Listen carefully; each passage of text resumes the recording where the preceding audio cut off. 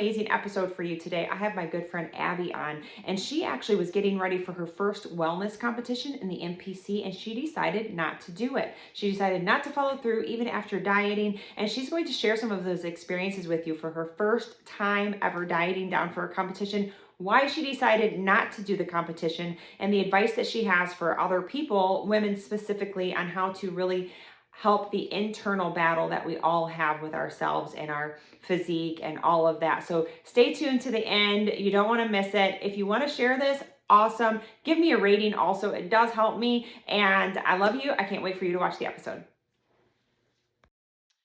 What's going on, you guys? I have my beautiful friend here, Abbey. Hello, Abbey. Hello. Good morning. Yeah, good morning. You want to say your last name for you because I don't ever know if I say it Earnhardt. right. Earnhardt. This is Abbey Earnhardt.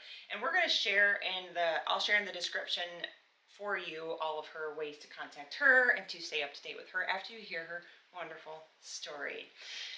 Yes, so I brought Abbey in today to we could talk about a lot of things. Yeah, we can. Okay, real quick, Abbey and I met in the gym. Yes. Yeah, so we're like gym friends. Mm-hmm. Yeah. So here we are. We are recording in December. I don't know when you guys were watching this or listening to this, but we're kind of dressed a little bit warm and cozy. It's very cold outside. Yes. It's very cold. Yeah, so I'm going to talk about Abbey a little bit. So we'll talk about that because she's not real comfortable in the cold because you're from. No, I am not comfortable in the cold. I was born in San Diego, but when I was 6, my whole family moved to Peru. So right now, I am not having fun. This is very cold. But my parents did a lot of mission work and, a lot of outreach out in Peru. So that's where I grew up. I grew up in the driest desert of the world. So my skin was always super, super dry. I remember just like lathering myself in lotion because it's so dry. Yeah. And literally our town was in the middle of all of these huge sand dunes. To get into the town, you had to go through these sand dunes. It was the coolest thing ever. But how long did you live there? So I was 19 when I came back to the States for college, and I came back by myself. Oh. So my parents stayed in Peru, and that's how they did it. I had 2 older siblings, and they would just be like, okay, you turn 18, go to college. So they would just send us to America to go to college. Oh, wow. So, I mean, it was definitely not easy because I call myself a third culture kid. I'm not American fully. I'm not Peruvian fully. I'm like this weird third culture that doesn't blend in either way. So I'm just like kind of floating around. So it was kind of difficult just trying to find my path in the States. And, as I, had kids and whatnot, it was different. So even now, like some jokes, like you guys have some sayings that you say, I've never heard in my entire life. Yeah, that's so funny. And people think I'm lying. I'm not lying. You know what though? That's what makes you super unique. And I think really, I don't know another word for it, but appealing to people because you're so different, but like this very, like we're drawn to you and kind of your energy and your uniqueness and your kind of softness, but also she's not afraid to tell you how it is in the nicest way. In a very nice way. I'm not mean. No. I'm just blunt. Yeah, in a nice way. Yeah. I'm the same exact way, and I think that's probably why we get along, with a lot of things. Very true. It's just it's no BS. It's just how it is. We say it how it is. Yeah. And I like that. Yeah, so I started following Abbey. She was at the gym, and we had some mutual friends. Mm-hmm. And so she was kind of on this fitness journey. A lot of you guys know, if this is your first time watching, I used to compete for many years, and I haven't competed in a long time, but I'm still very into the fitness lifestyle. So I looked at Abbey and I'm like, wow, she's beautiful, and everybody in the gym is of course like, oh, she's beautiful, she should compete, and she never competed. Yeah, I know. Yes, so I'm gonna fast forward this story for her. So she comes from this very unique culture background. So she's here planted in lovely cold Michigan. Unfortunately. Yes. She's in the gym with this very kind of unique, very beautiful look that if you guys can check her out, if you're watching this or you check her out on Instagram or anything, you want to continue to look at your pictures. She's very, very beautiful. So, I'm like, oh, she's pretty. I want to know her. Like, I like to know all the pretty girls. And so she started to train with somebody in the gym that her and I both go to. Mm-hmm. She had worked out before that. Yeah, I had been lifting for a while, but as like a newbie lifter. Just lifting. So why did you start lifting? Okay, so you're in Michigan. Well, I started lifting before Michigan. Okay. So I had my daughter, and I gained a lot of weight. Okay. I gained a lot of weight with my daughter, and I just How didn't. old's your daughter now? She's 7. Okay. She's 7 now. And you have a son? Sassy. Yes, and I have a son. That's 4. Yes. So they're exactly like 3 years apart. So anyways, I had my daughter, and I just didn't love how I felt. And I had always had like this really negative way of speaking about myself. You know, it stems from so many different things, maybe culturally, what we see on magazines, what is the beauty standard, but I was so mean to myself, so mean to myself. So when just I had... mentally. Just mentally, yeah, within myself. I voiced it to probably the people closest to me, but I think I rotted my brain with those words that I was saying to myself. Yeah. So when I got pregnant with my son, I was like, okay, we're not doing this. We're not going to gain a bunch of weight. I mean, it's healthy to gain a certain amount of weight, but I just kind of was like, in my mind, I'm pregnant, I can eat whatever I want. Yes. Kind of a mindset with my first daughter. Or my first child. So anyways, with Xander, in my mind, that was the fittest I had ever been. So I worked out all the way through. After you had your daughter, and then you were the fittest you'd ever been. That's in my mindset. Yes. Right before I got pregnant. Yes. And that was the truth at the time. And at that time, very much. I just was skinny. Yeah. I was doing cardio. Just cardio. And all then that I you would... knew. And exactly. That is all that I knew. But I would also like go look up on Instagram these fitness people that I loved, and I loved how they looked, and I would just randomly be like, oh, today I'm going to do this workout. And just like, I didn't know the rep ranges. Sure. I didn't know what I was doing, but I started, using the machines. I started using the dumbbells, but then also the majority was cardio. Yeah. And the interest was there. Oh, for sure. Yeah. So that was probably 2018, 2019. And then after I had my son, that's when I got into really like just lifting heavy. So you learned about the value of lifting weights. Yeah, yes. The value. And you have like those newbie gains, and like you get hyped about yourself, and you're like, oh, I have a tricep line here. Oh, that's awesome. But still, I wasn't eating. I wasn't eating. So, when you're eating 1,000 calories a day and you're lifting, you're not going to have any progress, as we know now. Yes. As we know now. But you're still struggling in that mindset. Oh, yeah. Oh, I have never been kind to myself. Yeah. Absolutely. Yeah, so here you are, you went from kind of almost we could label it as skinny fat after you first started working out. A lot of people get that way. They just do cardio because that's and I never down anybody for doing that because that's their first level of interest. Absolutely. When I first started working out, there was no social media, so I was into the magazines, and I would do the same thing, except we had the advantage of actually having to read the article to see the rep ranges. How interesting. And to have to see their entire workout, and we would have to read. Like I picked up the Arnold Encyclopedia of Bodybuilding at 15 years old. Because so I would follow what he did, and I would see it. So I think that's a little difference between the age ranges. Yeah. Because we had to read and we had to see what they were doing. We had to see what they were eating, even if it wasn't the correct thing. We saw they had some sort of structure, but we still did the same thing. We picked from here, did this, picked from here, did that. And so you're looking at Instagram and social media. Growing up, I would say not growing up as a person, but I would say growing up into the fitness space in social media. I don't know what that's like. So here you are. Yeah. And that's interesting. Yeah. So you're seeing all these people that you think look great, and you pick an exercise or workout. From random people. You just be like, oh, today I want to follow this girl or this, whatever. Yeah. It's very funny. But so you pick those, and so you had your son, and you're like, oh, lifting weights is fun. Yes. But you still kind of hate yourself. Oh, yeah. Still at the same point. So you're doing things out of hate. Yeah. For yourself. I did that for so long. That's so true. We're so unkind to ourselves. And that's really a message that I try to spread. And that's one reason why you guys, that Abbey and I really connected, because she loved my mission here with Living Fit and just kind of how we're supporting women, but even just everybody in general to really love themselves. Absolutely. Appreciate their body. So I'm telling you all of this and kind of getting to the point of so she joins the gym. She starts lifting weights. She still has a negative mind frame. She's not eating that much. Eating. And so there's still more education to be had. Yeah. So she hires a trainer. Yeah, so right before that, I went on like a dirty bulk. So I had some friends that were like into weightlifting, and they were like, okay, you want to grow, you got to bulk. So that was the first time that I understood that nutrition mattered. Okay. That was the first So this was before you hired a trainer? Right before I got to And you did Michigan. the dirty bulk. And a dirty, okay. Eat whatever. Yeah. Eat whatever. I never did that. Burgers. I never did that, yeah. On accident maybe, but not on purpose. Yeah, but then you gain 20, 30 pounds, and how much body fat? It's not worth it. Don't do it. Yeah. But that's what I did. There's a better way. That's what I did. But then I fell in love with this wellness competitor. Her name's Julia Renee.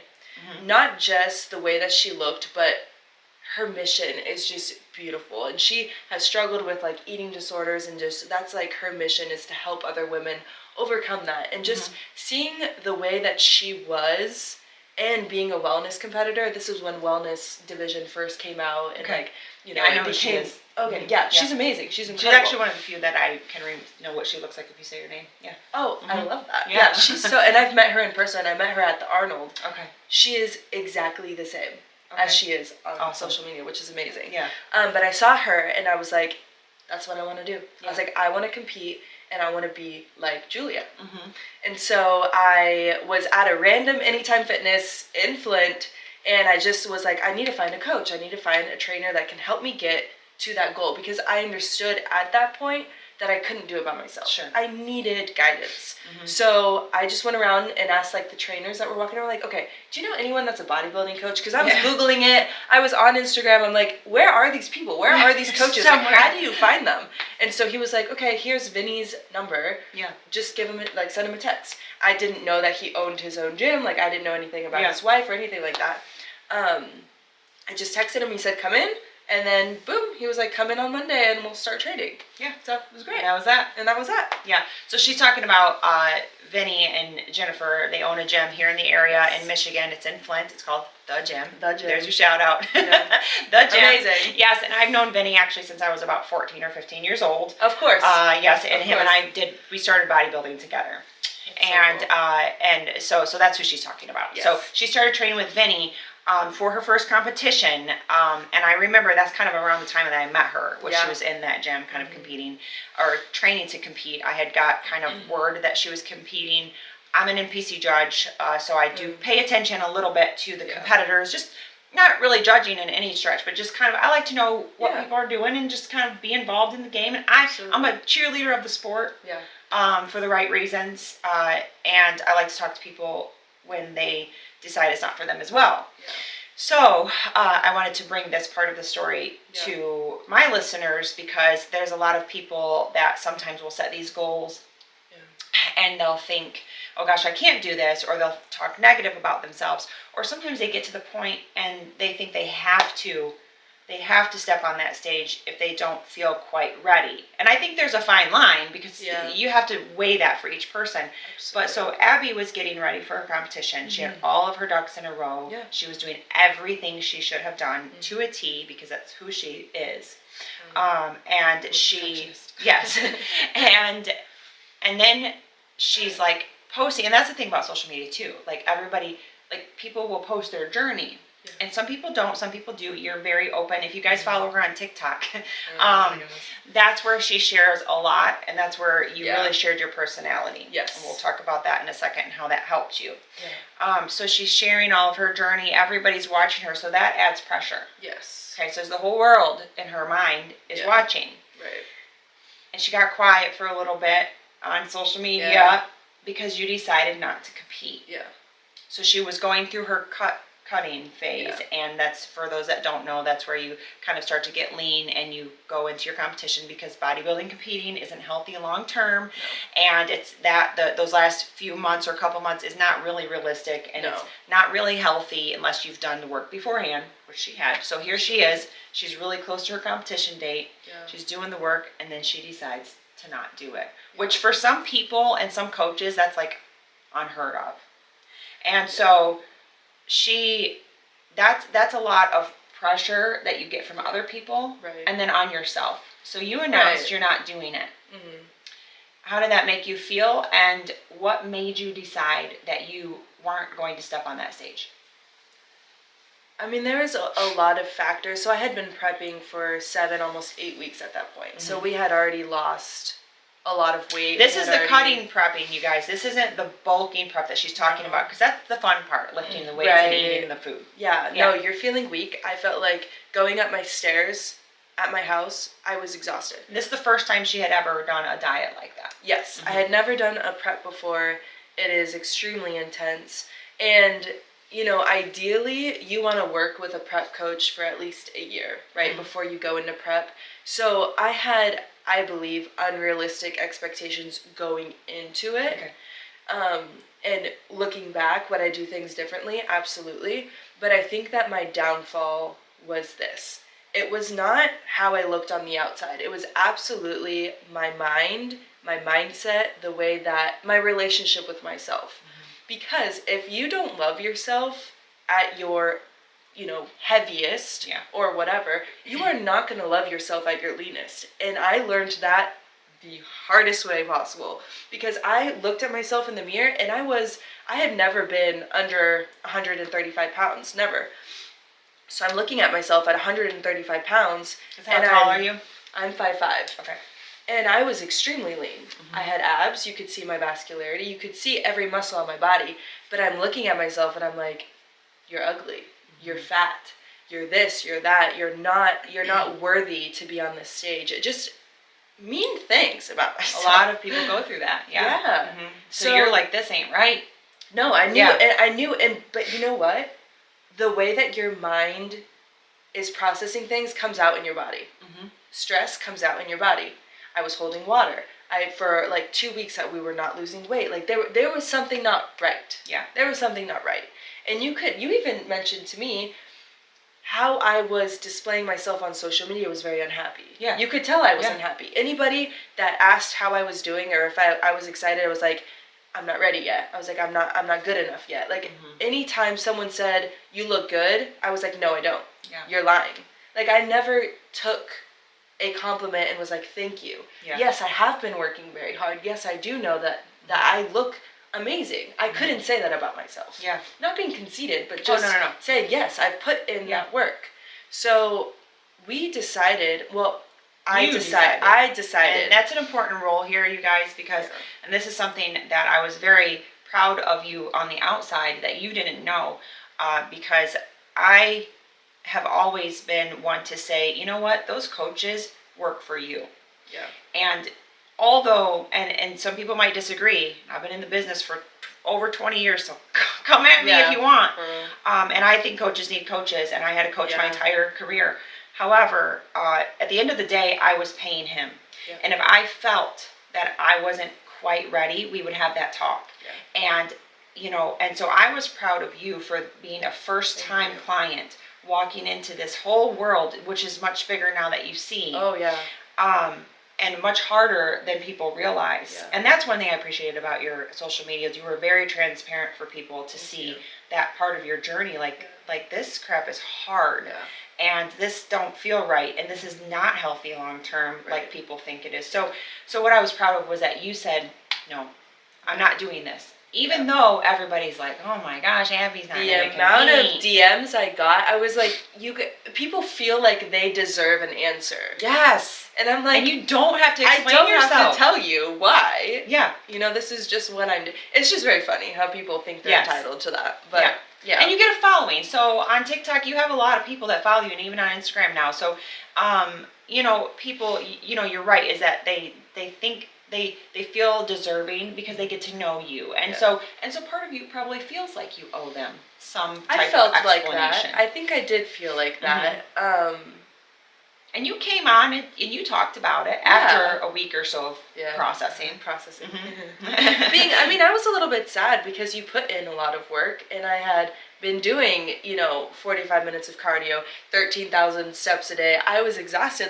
Prep, it was my life. You cannot have a life outside of prep. It was insane. And with kids. And she was working at the time. And I was working. Yeah. It just was a lot. But I knew that the relationship with myself was not there, and that was it was like limping around. Yeah. I was not whole. I was not okay. And I had to admit that to myself and say, wow, Abby, something needs to change. Yeah. But that's a really big step, and that was very mature of you to do. Thank you. It was hard. Yes, and it was hard, and I saw the pain, and I remember you even saying to me, I didn't need the explanation.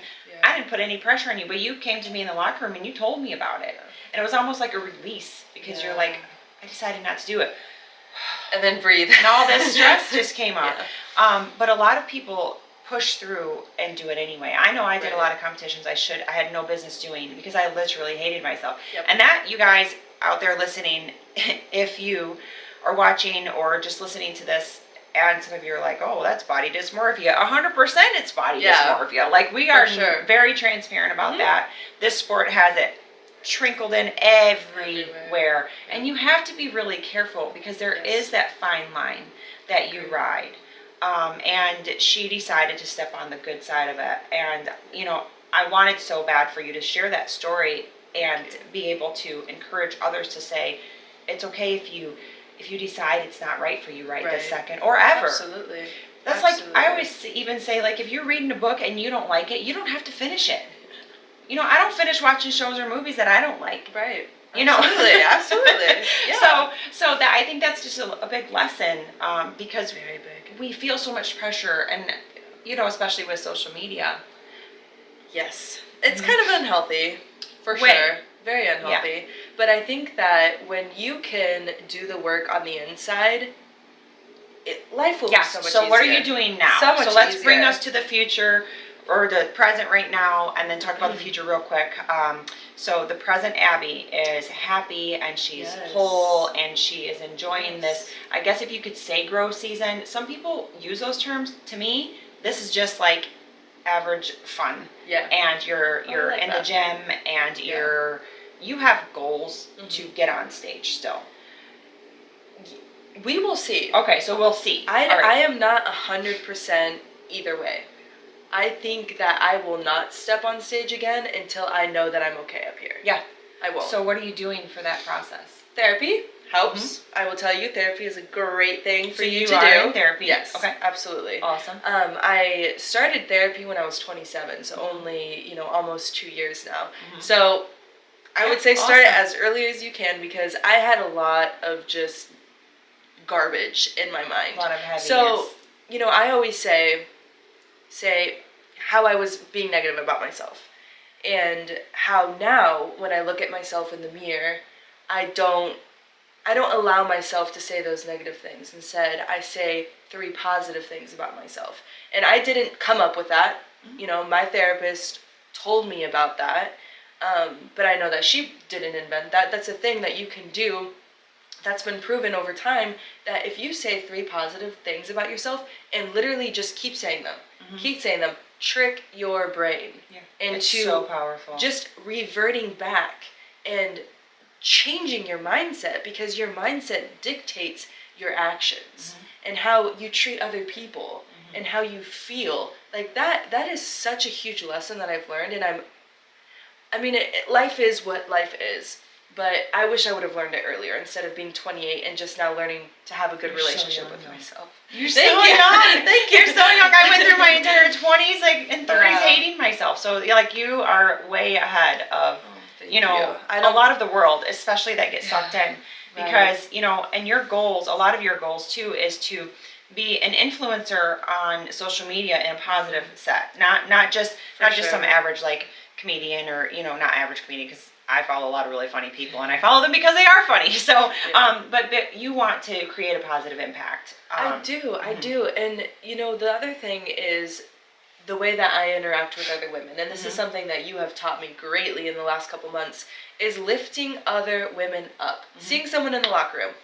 I love your leggings. Those look so good on you. I love your hair. I love just complimenting women and giving them a reason to smile and feel better about themselves. What does that cost you? Nothing. Yeah. Nothing. And I have always just wanted to be known for someone that was an uplifter. Yes. And that's why I want to get around you and get around our circle of friends, because that is our common denominator. That is what we desire. Yeah. So I'm grateful for you. And I share her stuff all the time because I'm like, oh my gosh, like she's doing great. Like she's beautiful. She's awesome. And I'm glad that I give that energy out because that is who I want to encompass. And that is who I want to bring in with me. But I love that you are doing the 3 things about yourself. Yes. So I had a show, an episode, it's a while back, but I talked about 15 minutes about how I recovered myself. I didn't go to therapy. I went to therapy once, you guys, when they told me something was wrong with me. My sports psychologist told me nothing was wrong with me, but I was really sick and ill at the time. However, I just was like, I've had enough of feeling bad about myself. So God laid it on my heart every time I looked at myself that and a lot of you guys have heard this, but that I would not like anything about myself in the mirror. And I promised myself through prayer, like God literally transplanted it into my heart, do not say those words out loud. So I wouldn't, because I had my son. And I thought, I would never let him talk about himself like that. I would never want him to hear me saying those things about myself. So I stopped saying things out loud. And I looked at one thing that I loved about myself. I didn't love anything. I really hated everything about myself from head to toe. But I loved my collarbone. I thought, I really have a nice clavicle. Yeah. And I, for probably a year, only looked at my collarbone. And I would say, I mean, I'm not joking. I had some clients in here the other day. We had a meeting about their nutrition and stuff, and I was talking about that with them. And I said, I don't care if you find one thing. If it's your left shoulder, or you have a tattoo on your arm. Yeah, if you like your right eyebrow. Right. If that's the only thing you can find, only let yourself speak that out loud. Yeah. And if you're looking at yourself and you're like, oh, I hate this, I hate that, who cares? Just like you said, transforming your mind. Yeah. And that changed everything for me. Absolutely. And my son is 9 now. And those kids never hear me say a single word about my body, good or bad. We don't talk about the physical. And I know you're like that too. Yeah. Yeah. I'm very much like that because I want to compliment character things about my kids. Like, I see the effort that you put in to do blank. Yes. You know, I think that's important to teach them as well. Because we went through so much negative talk to ourselves. Yeah, and we see the errors that were made growing up, and we're like, okay, I don't want to be that. And I think now, I know we got to wrap this up pretty soon because you have to go get your son. And I think now, though, with social media, I think the beauty standards are ridiculous. I mean, I'm grateful for hair extensions and all the options that we have. I haven't dove into Botox, but at one point maybe I will. But yeah, I would say like 90% of my friends have it. But there's where do the beauty standards stop? You know, and what do we hold ourselves up to? You know, and you had posted just, I think, yesterday on your TikTok. So this is time sensitive. You guys can scroll through her stuff. It's always going to be positive, so it doesn't matter. About how you could see somebody on Instagram or any social media platform for that matter and not know how long they've been working out. Yeah. You know, you've been working out for a really long time. And I've been working out for a really long time. But people might see that and they either might get jealous or they'll compare themselves or they'll expect unrealistic results. Exactly. Yeah. Exactly. So it's like where do we that's kind of an open-ended question. Like where do we stop those at what point do we stop? You know, at what point do we stop saying, okay, you know, to slow down aging or, you know, maybe age gracefully or whatever. You know, it's like, I don't know the answer. You don't know the answer. Absolutely. But I think you're on the right road, and I think myself as well, is just kind of loving on other women. Yes. And accepting them and really truly loving. I literally love it has to be women. Genuine. And I'm so proud of every person that comes in the gym. And those people that are intimidated and they are like, oh, Abby looks so great. Or look at Pam, she's doing X, Y, and Z. That has anything to do with me. Yeah. No. And they are intimidated, but like we are the people that are so happy you're there. Yeah. Like exactly. We want to hug you because you just walked through those doors. And I think that's not normal. Like women, I think we talked about this on your last podcast. We're set to like pinning each other against each other. For what reason? Yeah. Why would I not want you to be successful in your YouTube? It's doing amazing. Why would I not be happy for you to be successful on social media? Yeah. Why would I not? Yeah. I want you to win in every way. Yeah. It's just silly. It's silly. It is. Stop. Yeah. So I think we're on that same page. Yeah. And I want you guys to make sure that you look Abbey up and follow her stuff and follow her journey. Even if she never competes, you guys, I think you have. We will see. Yeah, I think you have a big mission in this fitness space, and just the empowerment space for other women and kids, I think, too, because that's what's important right now. Our kids are going to be all up on that social media. And they're watching everything that you're doing and hearing everything that you say. Mm-hmm. So we as mothers have to be extra careful. Yeah. Extra careful. Yeah. And they see us work out because we love ourselves. And I won't say out loud like that. Like I won't say like, oh, even if I feel fat or whatever, or if I don't like the way that my leg looks, I don't say anything. Nope. You know, my daughter the other day said, Mom, I love everything about you, because I say that to her. She said, I even love your wrinkles that make you look like you have 2 eyebrows. I was like, kids are so honest. I said, well, that's kind of mean. She said, I said, no offense, but we're supposed to be honest. And I said, you are absolutely, I mean, you're not wrong, but come on. So we have to like say, okay, so thank you. I just love everything about that you hurt too. my feelings, but okay. Yeah, I'm going to cry now. No, but I just say, you know what? I've earned these. So, you know, absolutely. And we just, and that made me realize, like, we have to, like, age gracefully in front of our children. Yeah. And, you know. It's true. And they're painfully honest. And I love them to death. It's so funny. So was there anything you want to share? I want to have you back on, obviously, like, for more topics and anything you want to talk about. But I'm just grateful. Like, I've always wanted to be known for someone that is grateful. And I know you've heard me say it 1,000 times. Anything that we do together, I'm always saying thank you, thank you, thank you. Because a grateful heart is everything. Yeah. And yeah, just thank you for having me. Thank you for letting me share my thoughts. And thank you for just being an amazing friend. I am incredibly grateful that you came in my life, not even 6-8 months ago. Yeah. So. Yeah, and she's just a big part of the community. So I think that's kind of what we're building here. Yeah. And even on this platform, and this will be on my YouTube and podcast and all that stuff. But that's really, you're the type of person, you are the type of person that I want to bring in to this. Thank you. Because this is what we're trying, this is our mission. Yeah. We don't want anybody to feel alone.